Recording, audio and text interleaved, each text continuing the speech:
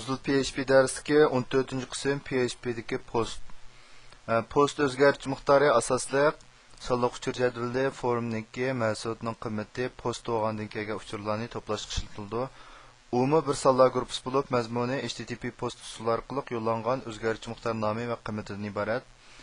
U orqali yo'llangan uchurlar tor ko'rgishning adres qismida ko'rinmaydi. Shunga bexatarlik talab qilgan parol qatorliq uchurlarni yo'llashga bo'ldi. Uningda yo'llangan uchurning sig'im cho'ngligiga qarata hech qanday cheklimi yo'q. Qanchalik cho'ngliq hujjatni yo'llasak bo'laverdi. Men kod qaraydigan bo'lsak, mahsulot qiymati buniki post bo'lgan ahvol ostida, hamma bu ikki dona kirgizgichni o'rnatib, buningga ism va yosh qiymatni berganda, buningga biz yo'llasak, motor ko'rgich ko'rgan adresi musholatda bo'ldi. Ma get yo'llagan vaqtimizda ma holatda, masalan, name tang deb bunda qiymatlar chiqdi. Buningda name mardan, andan keyin age tang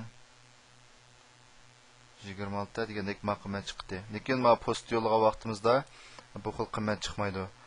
Anaki buning qiymatini o'qigan vaqtimizda ma holatda, ya'ni dollar belgisi ost siziq, anaki post, ma bu ikki dona o'tir tirnoq, andan keyin ma bu ikki dona qo'sh cheket o'tirsiga, hamma yerdagi ma name deganning ismi degandek anaki ma bu echo chiqarish belgisi.